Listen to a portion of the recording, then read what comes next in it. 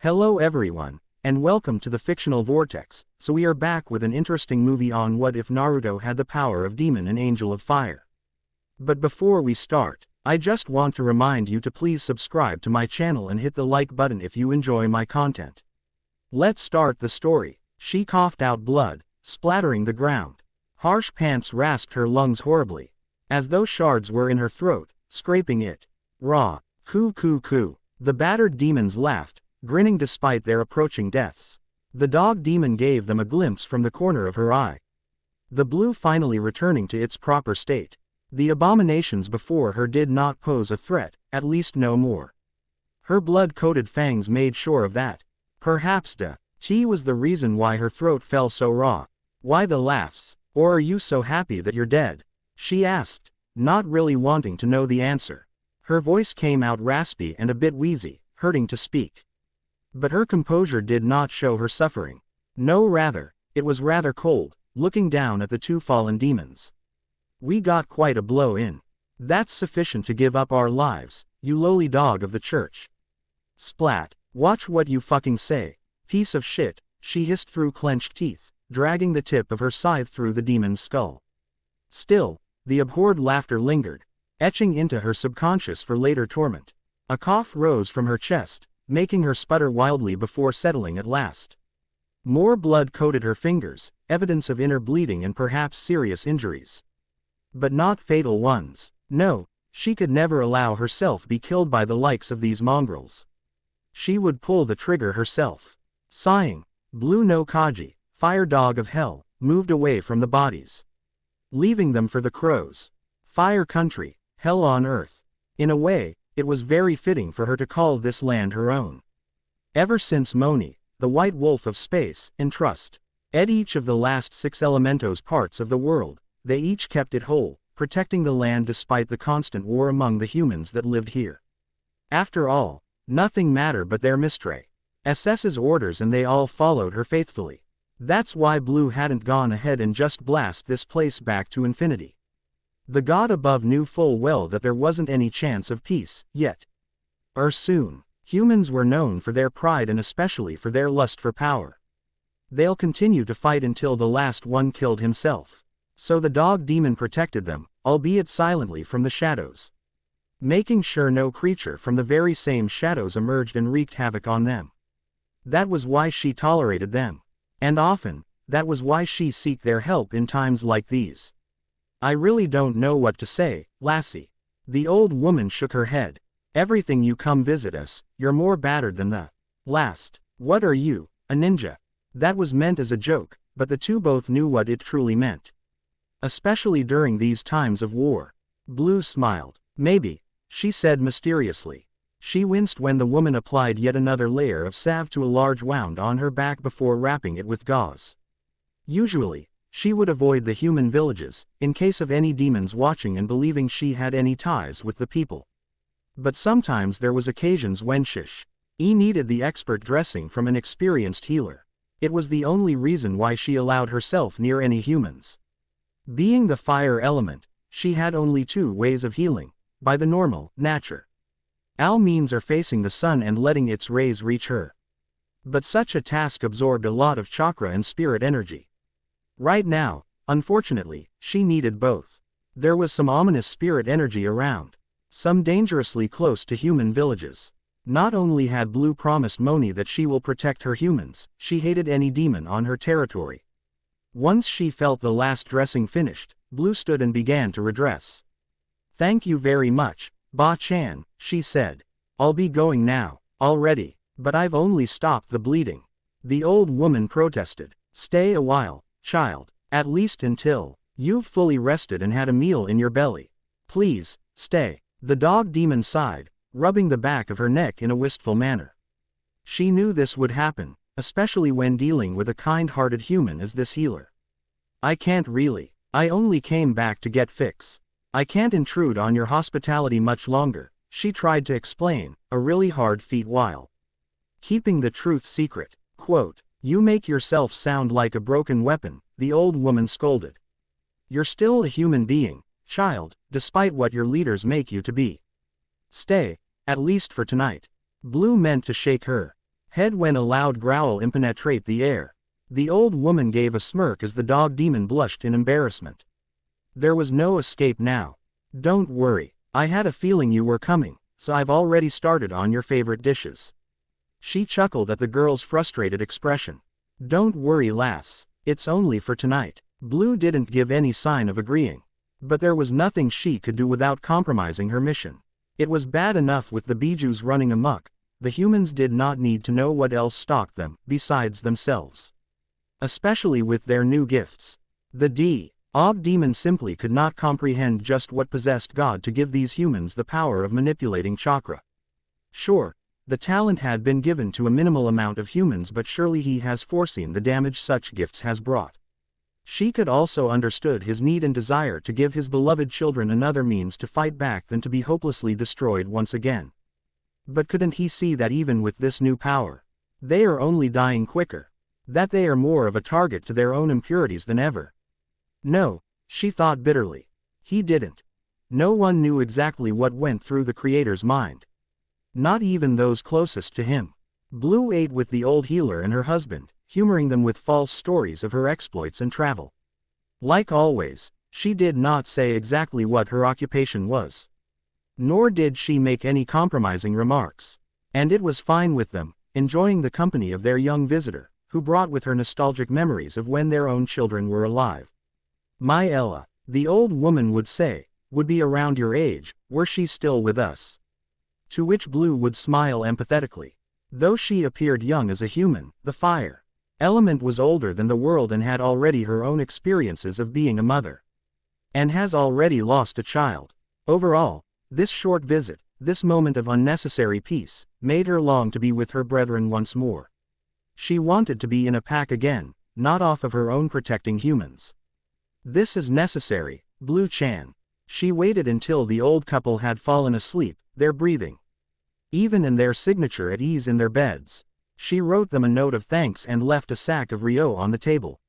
Though they hated to accept her charity, the old couple had no choice and has long ceased mentioning it. Now they simply allowed the demon to express her gratitude in the only way she knew best, giving money.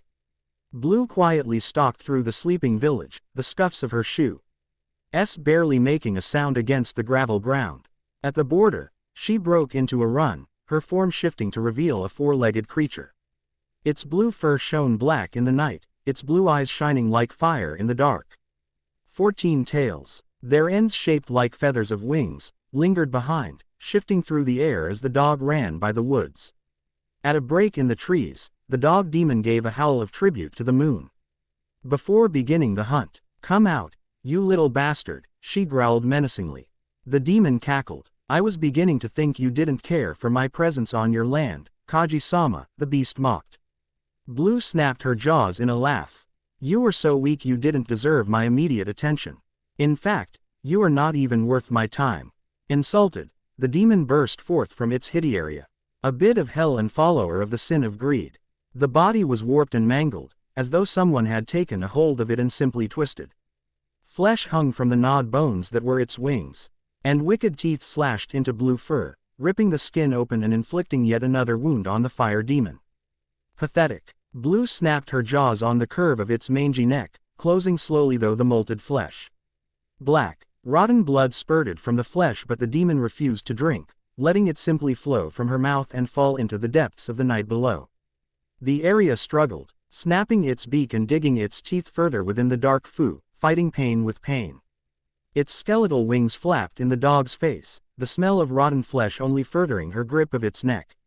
Then, the area began to laugh. "Die, Kaji-sama." Nothing, the number of times Blue has been beaten, crushed, and pulled apart, can compare to the pain of having holy water injected directly to her veins. In her confused state, it gave the flock opportunity to attack, swarming the dog demon and biting her fiercely. She snapped and thrashed, shooting herself within the air. Her paws burst into flames, burning some of the air a flock. "Do you actually think," she panted, "that this will be enough to kill me?" The flames surrounding her, forming the image of a giant phoenix. The Ares squawked horribly and tried to flee. Burning to a crisp, from above the sky, the fire demon fell like a meteor to a nearby clearing. Ah, A boy jumped back, startled and yelping from the side as the fire dissipated. He covered his face as a wave of hot air scalded him, followed by the sudden brush of humidity as the air cooled abruptly. He coughed, the dust stinging his eyes and leaving the taste of dirt in his mouth. The boy peeked through his fingers, eyes blinking as the smoke cleared to reveal the largest dog he has ever seen. Blue fur and multiple of tails, it did not look like any canine known to him. Parts of its body were bandaged, though many were torn and red with the blood of new wounds. Hiruzen Sarutobi has seen a lot in his short life, the bloody battles of war, the grief of losing a loved one. The dangers of being a child of a ninja clan. He had more experience of war in his short 6 years of life, the oldest and longest living within the clan. But this was new to him. The dog had began to move, shifting where it laid on its side, paws slipping as they tried to get a grip on the ground, smoke filling the spots as the flaming claws raked the ground. It managed to lift itself up before falling on its side, giving out a pathetic wind and groan of frustration. Hiruzen made his way slowly to its side, carefully not to spook it or do anything to make it attack. He thought it a summon, one of the fuinjutsu animals that aided the nins in battle. But it was strange. Usually a summon fed back to their world when it got injured, and this one was very injured. But if it wasn't a summon, then just what in the world was it? Nice doggy, he murmured, moving closely. He had his hands spread wide before him to show he meant no harm. It stopped moving at the sound of his voice, stilling to listen. Hiruzen deliberately slowed his steps, quieting his breathing and doing all his power to make himself less of a threat. Nice doggy, he said again. I'm not going to hurt you. Nice Mr. Dog. Close now so that it was right beside it, he saw that it was a very unnatural dog, with its blue fur and bright blue flaming eyes, furthering his suspicion of it being a summon. Not to mention it had been on fire earlier. Hiruzen spread his hands on the dog's side, feeling the taut muscles beneath. He was an idiot for doing this, far from his clan's borders and farther from yelling range of help. The boy had absolutely no knowledge how to care for a summon, much less an uninjured one. But he couldn't just leave it here, alone and horribly dazed from its wounds. Its blue eyes stared at him hotly, its breath almost non-existent. It barely moved, watching as the young boy inspected its injuries, taut as a wire and ready to snap. Fangs gleamed as the dog moved its jaws, ready to strike if the boy made one wrong move. Their gazes clashed, Hiruzen trying to tell the beast with his eyes that he's a friend, not a foe. That he was here to help. Nice doggy, he said again lightly. Very nice doggy. His touch were light, brushing over the wounds until the pads of his fingers were wet with blood. He registered some bite wounds, cuts made from a curved blade, and most of all, fatigue. But he knew there was probably more, given as the dog was lying on its side. Also there was the manner of the bandages it had. He moved as lithely as he could, avoiding patches of molten ground made by the flaming paws. Its eyes watched. Not once did they blink, growing intense as though the creature was burning with fever. Probably it was. The flesh underneath his hands had felt fairly warm. Hiruzen moved away from the head, stopping only when he was sure the dog wasn't going to snap at him. He saw some black liquid pouring through the mouth, mixing with the puddle on the ground. Black lips were drawn over white fangs, as if daring the boy to come closer. The boy dared not, feeling as though he had already overstepped the bounds the demon had placed. He did, however, lifted a blood-soaked hand for it to sniff. I'm not going to hurt you, Mr. Dog, he whispered, watching as it nosed his palm, taking the scent of him in its blood. I will not hurt you. The dog snorted, laughing. Foolish little lamb. Its jaws closed down and a child's scream echoed through the forest. Water country. Bodies splattered on the ground, their blood spraying the mist an eerie red. Sharp panting filled the metallic air, anger-filled red eyes glaring.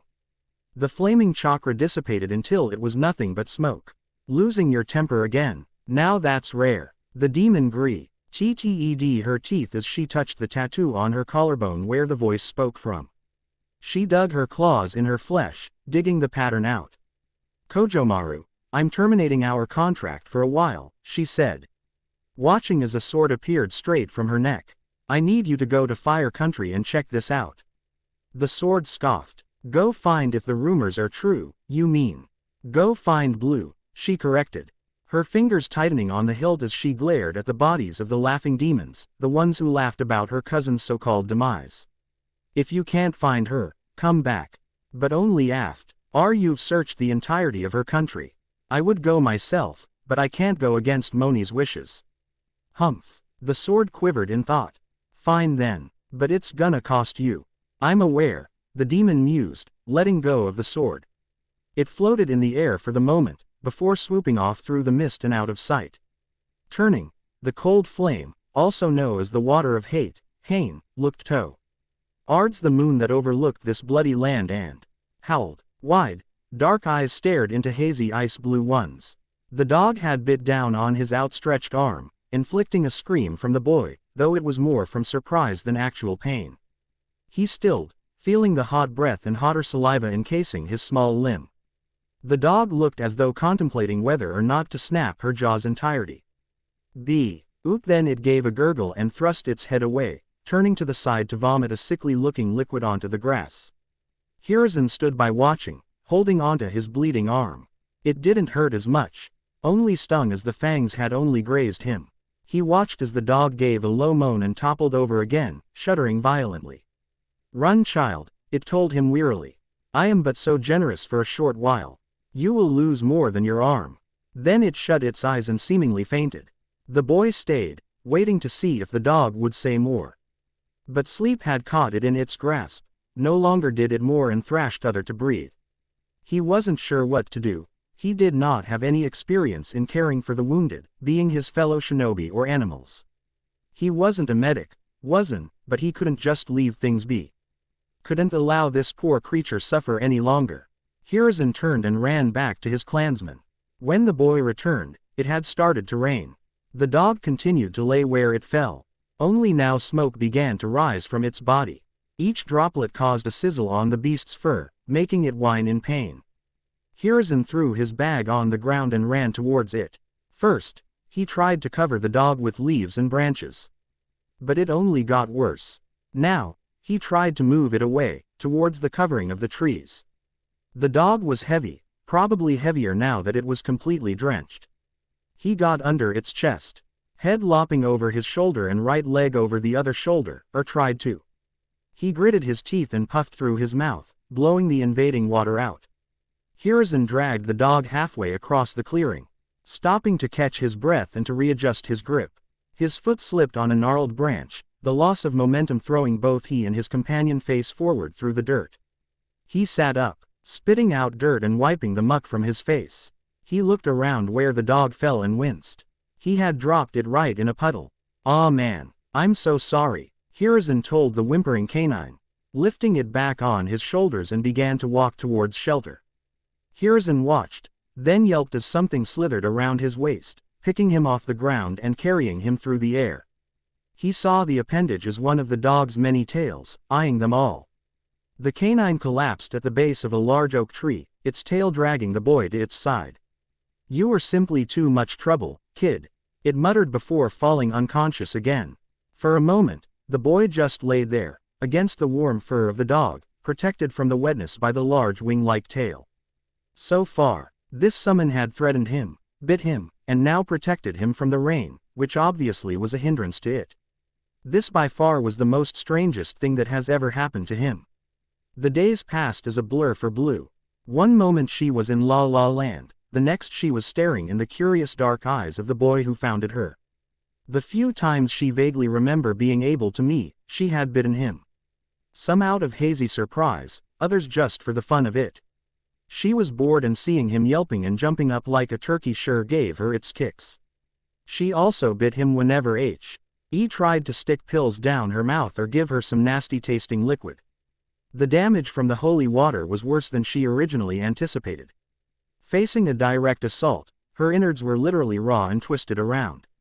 It was going to take a while to heal, rendering her useless for the time being. It angered her, knowing that an attack had been staged on her, that probably the one responsee. Ble believed her dead and was now gloating about it. It made her grit her teeth. Her kind of demons were known as the Elementos. As what their name explicit, they had the power of the elements. Originally demons of hell, Their powers awakened at their most vulnerable, labeling them as the children of nature. But with that power came a great weakness. While harboring their element, the elementos had a far greater chance of being killed by their rival element. For example, Blue could die by Hain's water, her fire can kill her twin Blue, Karara's wind can kill Torhu's earth, Riet's lightning could destroy Mikhail. From what they knew, only Moni had the power to protect herself. Only she, the white wolf of space, could escape this little struggle. That is why it is only the 6 of them left. Once, there were many elementos, varieties of all who existed. Now, however, they were dead and lost in the last wars. Crushing footsteps woke her from her brooding thoughts, turning her head to greet her visitor. Today, his first question was, "What is your name, Summon-kun?" Her ears flattened, the right stiffening further in its awkward position, and she growled her displeasure. "I am not a kun. Can't you see I'm female?" "Sorry." He smiled sheepishly. "It's sort of hard to tell when you growl. So, what's you name, Summon-chan?" She snorted. "I am not a summon." "Oh, then what are you?" Blue looked away. "I cannot say." "Can you at least tell me your name?" The boy asked. "I cannot." "But why?" "Because it's better if you forget I exist. In fact, talking to you, letting you live even after seeing me is strictly taboo. I should have eaten you in the beginning," she explained. "And before you say anything more, it is not something you would understand. I am simply not a human, or a summon. Just believe me as a nobody, kid. That is all." "But that's weird." The boy clamored sulkily. "Not knowing what you were is fine enough, but not even giving me your name. That's kind of mean, isn't it?" "It is necessary." He pouted. "Then what I'm going to call you. Whatever you've been calling me is fine." "You mean, Summon-chan." Blue winced at the simplicity of the name, but sighed in defeat. "As you like." She turned her head, facing him again. "And what should I refer you as? Or do you want me to continue to call you, kid?" He scowled. "No, I am Sarutobi Hiruzen, heir of the Sarutobi clan and Th. E. Shinobi apprentice to the great Senju Hashirama." The dog blinked. Of course, the names meant nothing to her, except for the boys, Hiruzen, Sarutobi Hiruzen. Still, she replied, just for the sake of replying. "Good for you." Hiruzen's excitement abated at the lack of interest. "You don't care. It's a great honor to be accepted by the great leader of the Senju clan." "I bet it is, but I cannot find the strength or desire to properly congratulate you. Human leaders, their whole affairs, are not something I concern myself with. It merely distracts me, and distractions aren't something I can afford." One of her tails moved down her body in example. "I was lucky this time." "You were attacked?" the boy asked incredulously. "By who?" "An area. Demon birds of hell. Wish that you will never meet them, for they will eat you alive." Blue growled softly, and her insides tingled with memories of the area's assault. Demon birds. She closed her eyes. Yes, not all things in this world consist of logic. I, myself, am quite illogical. Oh, Hiruzen thought it over. I guess that's true. Shinobi are like that too. Not anyone can be a shinobi. They need chakra and skills and stuff. One eye opened. "Kid, you were way too naive for your own good." A crow cackled in the distance, flapping up towards the sky. A breeze blew sinisterly, bringing the raw smell of metal, mixed with the scent of blood. Different auras smashed into her own. Faint because of the distance, yet strong enough for her to pinpoint it. Black lips unfurled over white fangs as Blue stood, snarling. "Those bastards," she growled. "Huh, what's wrong?" Hiruzen looked over at the angry dog. Suddenly, Blue pounced, teeth grabbing hold of his neckline as she flipped her head, placing him perfectly on her back. The dog took off at a run, forcing the boy to take a strong hold on the heavy fur lest he be thrown off. She padded through the ground, following the trail of scent that Hiruzen made while coming to visit her. Her paws burst into flames, burning away the telltale path. She ran slower, the task taking a large toll on her. She cursed underneath her breath, yet bolstered forward, panting heavily as she ran towards the boy's home. Blue stopped, arriving at the border of the boy's home, near enough to hear the bustling of workers inside the clan's compound. She crouched, allowing the boy to slip off her back. Stepping away, Hiruzen looked at his canine companion, mouth ready to ask some questions. Blue shook her head gently. The time has finally come for me to part, kid, she said. Stay with your clan and do not go after dark alone. Why? He asked. Because there's danger everywhere, and in my wakened state, I cannot protect you as effectively as I could otherwise. Well, when can I go out again? Whenever your master orders you to, she told him. Also, do not come out with the purpose of seeing me. I will no longer be here, and if you mention my presence to reflect badly for you and your loved ones. But why? She rolled her eyes a bit exasperatedly. You must absolutely love that word, she mused quietly. I cannot explain anything, for it shall forfeit your life. But I can compare my situation to the same, of a shinobi never having an attachment that can be used. The boy's eyes widened and he nodded his head solemnly in understanding. Can you come back to visit me? Just so I can see if you're alive. It was such an innocent question. One Blue had every right not to answer. And yet, something about this child, in his lingering innocence that continued to remain even in these times of war, reminded her of her own twin sons. Back when her boys did the same. Now they could no longer smile at her and ask the same questions. It was the only answer she could give. Maybe. Blue has had quite a history of leaving places without explanations. In her profession, it was a must, especially when their enemies from either side tried to make a move. Sadly, it was often that she would arrive too late to stop them. She cupped the wizened cheek of the old healer, closing her lifeless eyes with trembling fingers. Blood coated her fingers, thick and wet with recent violence. Blue lifted them to her lips, lapping at the liquid. Being a couple hours old, it gave a bitter, spoiled taste. From what could be seen, it had been a true massacre, a killing based on pleasure. The splatters of red on the ways, the differences in body mutilation, told the dog demon that this had all been slow and tortuous, to inspire the greatest fear and outmost despair. This had been a slaughter solely to mock God, to jeer in his face of the lost of the protester of his children. A black message of demonic making. Blue sniffed the air, but again couldn't get a distinct scent of any of the culprits. The smell of blood and the rotting corpses mixed and tainted the air, losing any possible leads of what demon and possible who. She gave a frustrated howl, pulling up her head, nearly screaming her misery.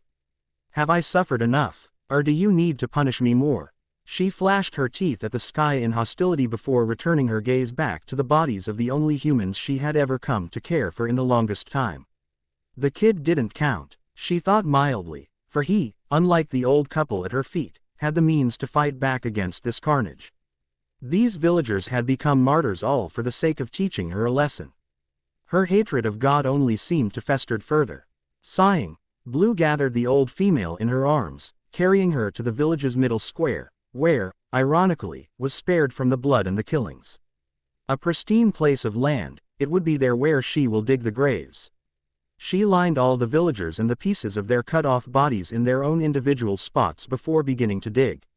Usually, the demon would just burn the remains, leaving not a trace of it behind. But right now, she needed to gather her strength, to keep on her guard in case the demons came back for the sole purpose of gloating. Claws digging in the earth, Blue made a stable hole for each body, putting them in comfortably as if she were tucking her own children to bed. She smiled bitterly at the though, her lips twisting wryly. When was the last time she ever tucked in a child to bed?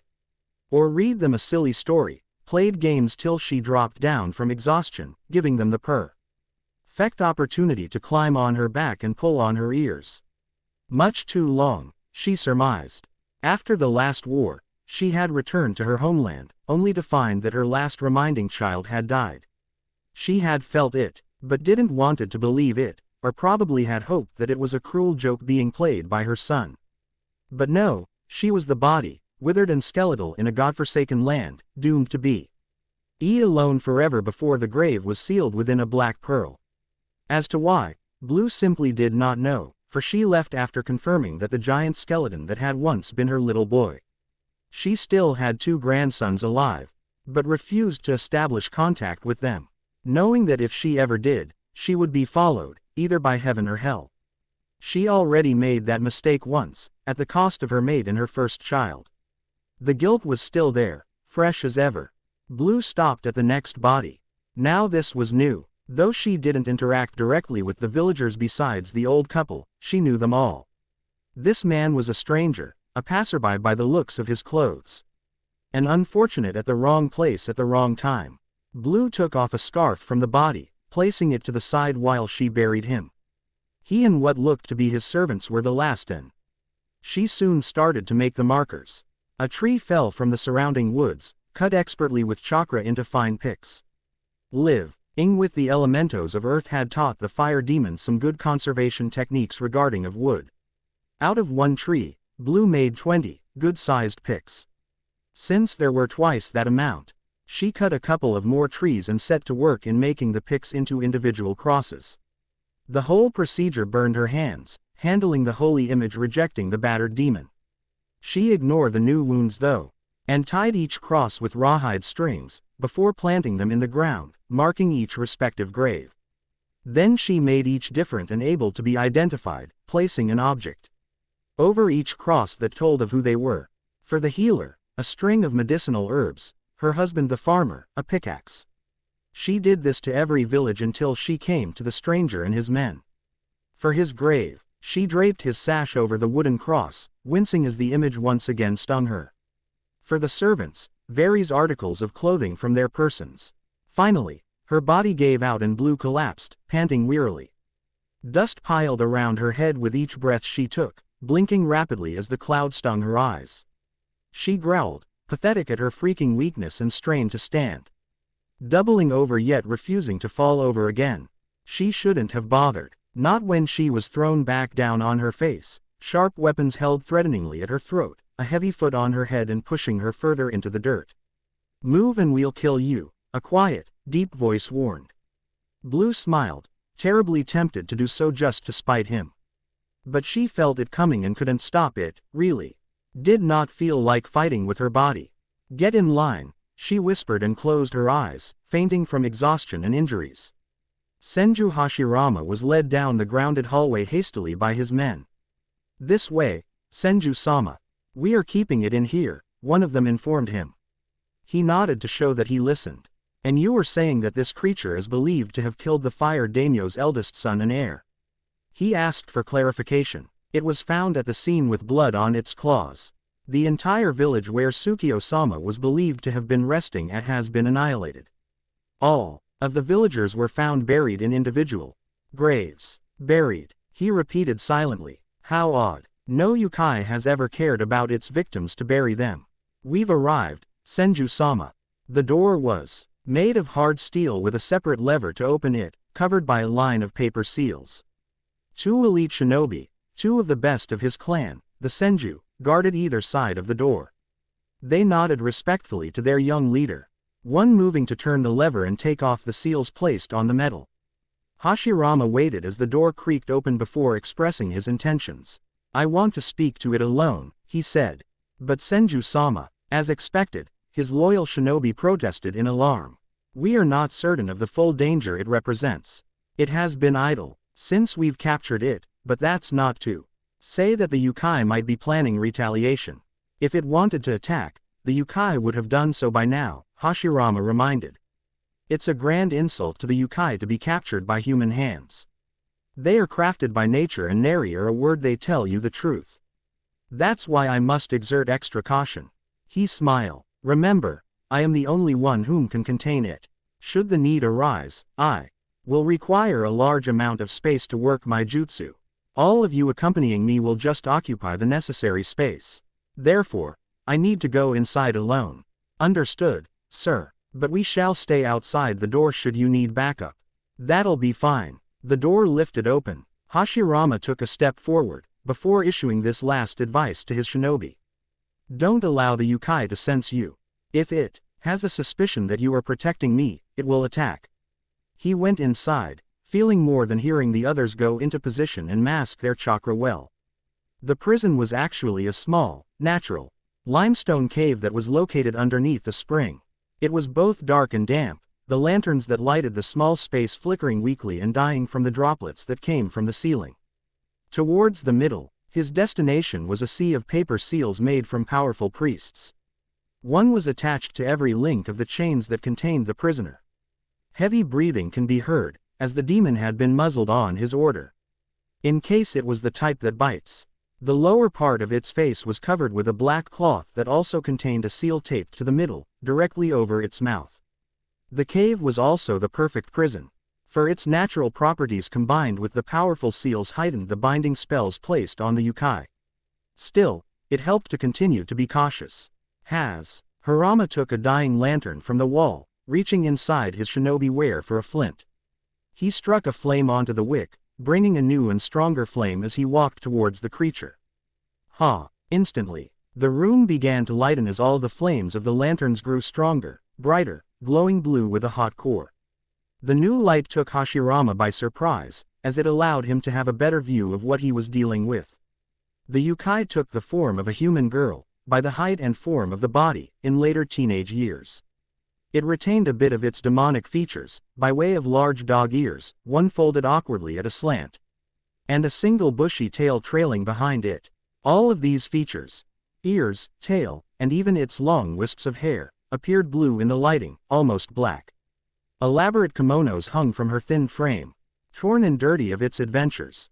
The hakama was in better shape, however, with only a scuffle of dirt at its knees that could be seen from where it kneeled. Yet, despite of its weathered appearance, there was no mistaking the expensive quality it had, or the beauty it still retained.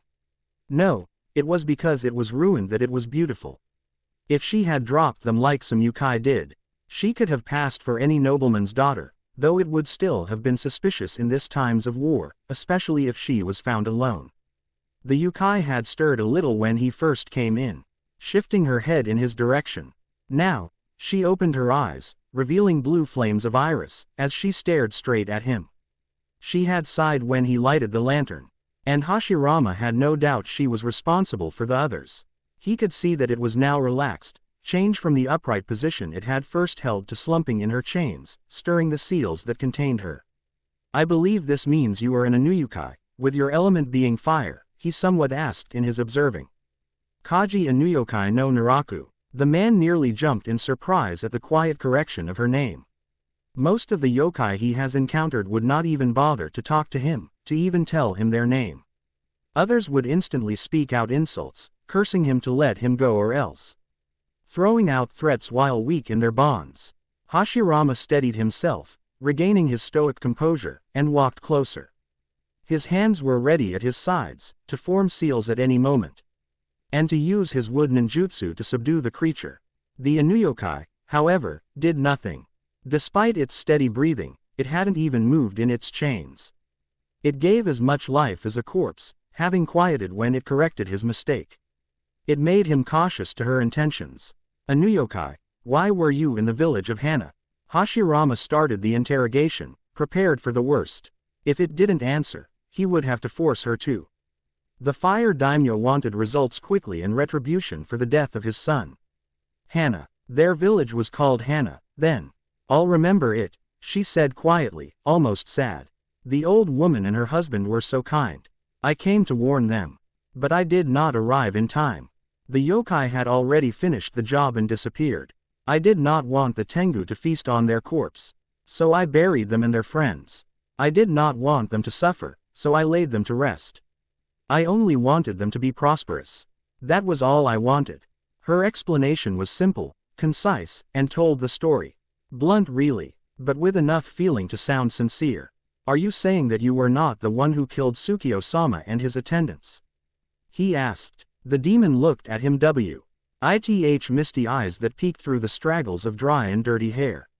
It was hard not to step back. The blue fire he saw in that dull, sad stare spoke of its great power. This was no ordinary yokai, and he could only hope that the seals would hold. But then, why did it allow itself to be captured in the first place? "I did not mingle with anyone but the old couple. I knew none of who died alongside them. I was already injured, which is my only proof that I did not commit these crimes. They were dead when I got there. Check my blood, my injuries. I had been healing myself elsewhere when I realized my enemies went after the village. As I said, I arrived too late. Other yokai attacked the village." "Nays." The female dog demon shrugged. "To hurt me, why else?" she said, trying to sound cold but only stressed her exhaustion. To get me in trouble with you ninjin. I've prided myself in avoiding your kind for centuries without fail. Now, it seems that I no longer have that luxury. I must enter your war. Our war. You, a yokai with no ties to us, want to join our fight. Hashirama repeated incredulously. That's what I said. What is your motive? Surely you didn't believe that we would just accept you. Why not? The yokai replied. I am offering you my services, in power and for protection. The other yokai are stirring. I am the only one in this land who can keep them in their place. Therefore, you will have a win-win situation. Besides, I have a feeling if I leave, you will only come after me and to be sealed as something I cannot afford. Hashirama narrowed his eyes. How will you leave? You cannot escape. Those seals were made by our most powerful monks and Mikos. They've contained many powerful yokai before, he said, feeling angry and a bit insulted. The creature spoke rashly and he, who revered etiquette and mannerisms far else along with shinobi training, did not enjoy her tone. HMPH. Those were weaklings. The only reason I stayed in your mercy is because I wanted to speak with you. Senju Hashirama. He leapt back as the demon suddenly stood from her kneeling position. She waved her arms, the motion sending the chains bristling into pieces of debris, turning into dust. The seals fell limply to the ground, to reveal that they had been drained of their spiritual essence, reverting back into ordinary paper. The flames of the lanterns grew to a near-festering temperature, brightening the room considerably. Senju-sama, his shinobi clattered to get inside and help him, meeting instead with a giant force of pure energy. Get back, Hashirama demanded, shielding his face with his arms. Any closer and you will fry. He kept his dark eyes on the yokai, who only looked back vaguely amused by his words. She reached up and took off the mask, throwing it into the fire beside them. I won't hurt them, she told him. Why would I when I'm trying to gain your trust? She had a beautiful appearance, heart-shaped and pale, with pouty lips and her large fiery eyes. She was a tempting creature. More so with her demonic features. A true adverse all he could say, disbelief clogging up his words. Do not despair. The seals work. It's just that sort of power doesn't affect an elementos. Since it's almost of the same properties. They work on lesser and useless beings, but on myself, they're a little useless. She picked up a seal and flipped it in the air. I am Blue no Kaji. I am an equivalent to what your kind has named a biju, but my tails transcends past the 9 tails. I am 14, and a new yokai from hell as I stated earlier, and the protector of this land. Mind you, when I say protector, I mean that I've kept this wasteland from falling beneath the waters and stopped the yokai from overrunning you humans. Otherwise, you would end up being the Ayakashi slaves. However, my duty was given to me by the Moon Wolf, who loves ninjin, and I take my duties very seriously. Which is why I left your men capture me. Because of my ninjutsu, Hashirama said. Precisely. I could think of no other way you would willingly let a yokai come so close to you. They stared at each other in silence, Hashirama lowering his arms to his sides. His fingers twitched with the need to use the wood ninjutsu, to test and see whether if his art would have any effect. A demon that was classified as a biju, but was of greater strength.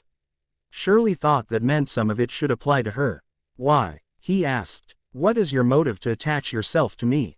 You are a powerful yokai and in my experience, even those with duty. Yokai don't necessarily go out their way to do these sorts of things for humans. That's true. Well, in my case, I hate humans. I despise them. But, for her, I need to protect them, Blue explained. I was attacked in the recent days by yokai hailing from the deepest pits of hell. It is a feat that shouldn't be as a surprise. For my recent attachments, I'm seen as an enemy there. However, I felt a larger power at work here. Since I've heard of you from the others, I decided to see for myself what sort of human you were and whether you would be of use to me. What do you mean? I've heard of you, Senju Hashirama. You are cursed by all yokai, Ayakashi, and even by your precious ninjin. You are known as the man who controls the beasts, by your experience in handling my brethren, the bijus. I wanted to test you, your appearance and the way you handle things, your view and how you see this world, and how much these humans, She waved towards to the shinobi waiting behind them, all mean to you. Me, I could care less. So I needed someone, a partner. Who has the qualities that I lack. And I find you to be an admirable man. Thank you, I suppose, he said uneasily. He kept his dark eyes on the demon, watching as she began to pace alongside the wall, passing her hand through each of the blazes.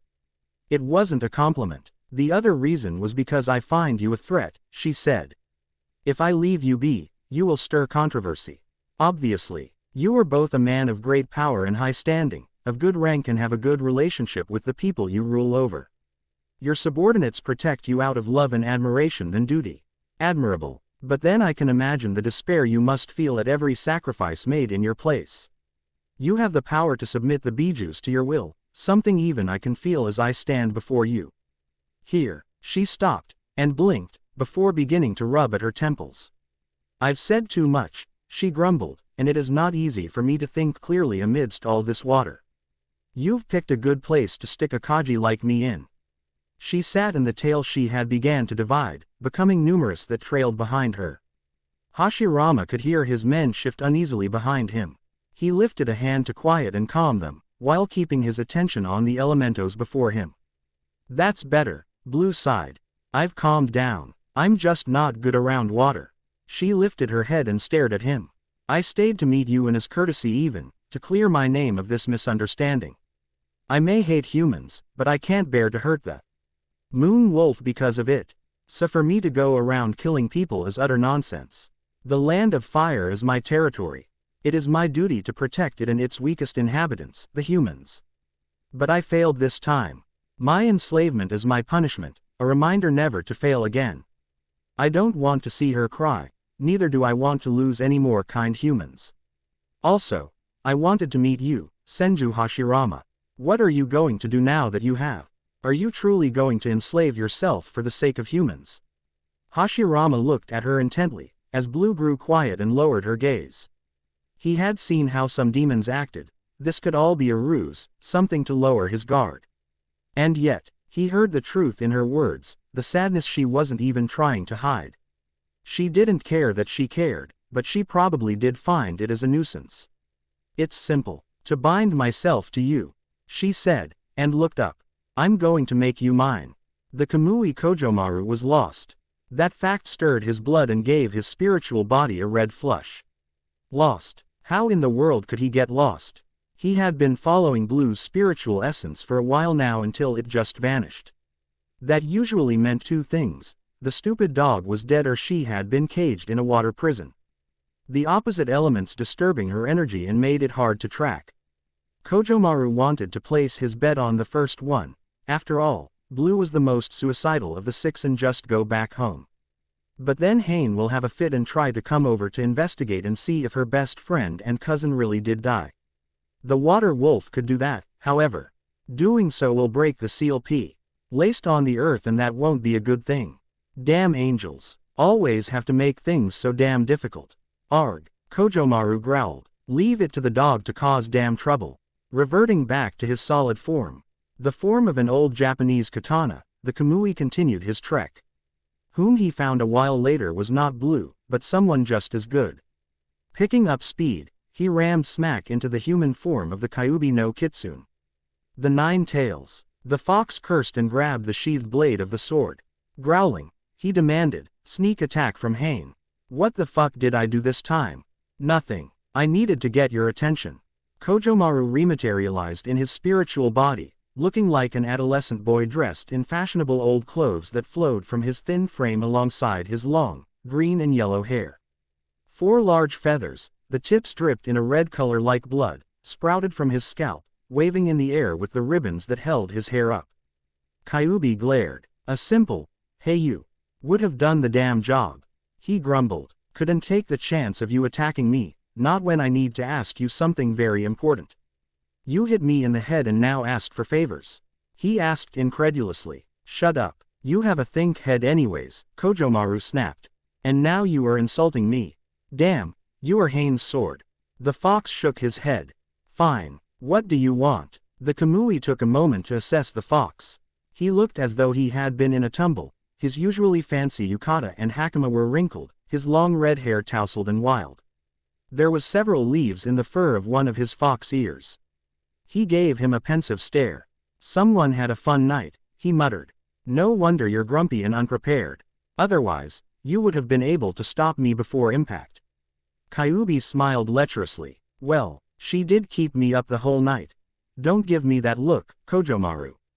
Just because Hane and most of the others decide to be celibate, don't mean I should be. If I want to fuck, I fucking will. TCH, whatever. We don't care about your activities, as long as it's not noticeable to the public and doesn't give the ninja a cause to issue a hunt after you. Also, don't get any of your bitches pregnant. Hane's still mad at you for what happened last time. The fox waved his accusations away in disinterest. I used a condom this time, I promise, he said. Time will only tell. You'll be sure I'll be back to check in, he warned. Anyways, I want to know where Blue is. Blue-sama. Yeah, where is she? I was tracking her earlier, but then she suddenly disappeared. And it wasn't a fading sort of disappearing, so she did not die. It was abrupt. One moment she was there, the next she was cut off. Know anything about it? There has been rumors of her death, since I felt her recently after those yokai claimed to have killed her, I didn't put too much thought into it. I guessed she was probably fooling around again, Kyuubi agreed. Give me a sec, I'll see if I can locate her. He closed his eyes and released all 9 tails. They were bushy, full-furred and orange in color. They were still, unmoving in stature as they began to glow with the yokai's orange chakra. If a tail moved just then, a disaster will occur. Not specifically in Fire Country but throughout the world. Then the other Bijus would get upset and pester their residing elementos, who really can't do a thing. Riot would have to be brought in to settle things, and that would make the metal dragon very annoyed. The 15 tails abhorred work, preferring to stay in his library than to settle disputes between idiotic demons. Kyuubi opened his eyes, the red of them troubled. She's underground not far from here, he revealed, in a sort of water prison. I had to tap into the thermal energy of the earth to find her. She's not harmed, however. Both spiritual pressure and chakra feels strong. I think she deliberately let them subdue her. Great. Why is she underground anyways? Kojomaru muttered. Though she hated Earth. Who knows? Kyuubi agreed, shrugging. Blue is known to be eccentric. I thought you knew her best. Things have changed. She can't even look at me anymore without cringing, he explained. Acting nonchalantly about the treatment. If it hurt him, the fox didn't show. Kojomaru left it at that and changed the subject back. So, how far is she? Nani? What do you mean by making me yours? I will not stand idly by and allow you to make me a slave, yokai. She agreed. You misunderstood what I said. I'm not going to enslave you. Neither do I want to kill you. However, I can't allow you to go free. Your existence in itself is a serious threat to any demon that wants to enslave a race, be it a lowly farm village or an entire shinobi clan. What I am offering, Senju Hashirama, is a pact. An ancient contract that will bind us as master and servant. You will continue on your crusade, as will I. Only we shall support one another in times of need. Of course, she added. You are the master in this relationship and I your slave. So this should be entirely beneficial to you. It would if it didn't sound completely ridiculous, Hashirama said, sounding somewhat angry. You forget you own words. I've dealt with your kind long enough to recognize lies, absurdity in your statements, and your manipulating nature. You would no sooner offer me treasure and partnership with one hand while the other stabs me in the back. Why would a demon like yourself care so much about my well-being when you've just considered me a threat? To offer me your servitude, even. Because I don't want to kill you, Blue said. You've already said that, but you're not listening, she argued quietly. It's not a statement to get your trust but pure simple fact. I really don't want to kill you. Suddenly, she was behind him, using a speed that he could follow, hadn't even seen coming. You have a dangerous power, Hashirama, Blue told him bluntly. One that will have you killed one day. Whether by ninjin, yokai, or tenshi. However, it is a useful gift, one that can help me in my mission. Which is, Hashirama demanded, hands lifting into seals, preparing to use them at any moment. The Inuyokai sighed. Let me tell you something first, she said. It's true that I hate humans, but it's not out of malice. I just averse to your kind. However, I love Moni, my lady the Moon Wolf. She's everything to me and I shall follow her without a second thought. And she loves humans, wants to protect them. Because of this desire, it was her wish that we come and protect the humans. To keep them safe from all harm. I've already failed once, Hashirama. Help me never to fail again. In return, I shall be your slave. They looked at each other, a long, hard look that passed between yokai and ninja. Then the young Senju leader shook his head. No, I do not want your servitude. Do you continue to doubt my words? Blue asked quietly. No, I believe you. You have told me nothing but the truth. Whatever reason why, I do not know. I am fire, Hashirama. Fire is the most blunt element you'll ever find. I will tell you nothing but the truth, for it is better than a lie. Also, it doesn't prolong meaningless situations. He chuckled. Which is why I refuse your service. I am not suitable to be your master, Blue no Kaji. I am earth, and I am water.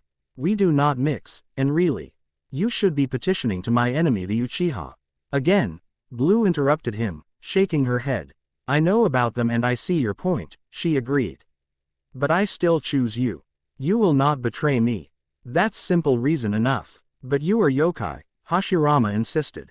I do not trust your kind. Then you shall learn, she said. For I don't want to kill you. But I can't let you go fear either. Since you don't want to be my master through submission, let us instead form a different sort of contract, of partnership instead. It shall be less binding and less of a hindrance. Hashirama looked at her. It will take a while to trust you, he said. I am not rushing you. Because that would be stupid of me. He still hesitated, but in the end, extended his hand. Partners, then, he said. Partners. Blue agreed and grasped his hand.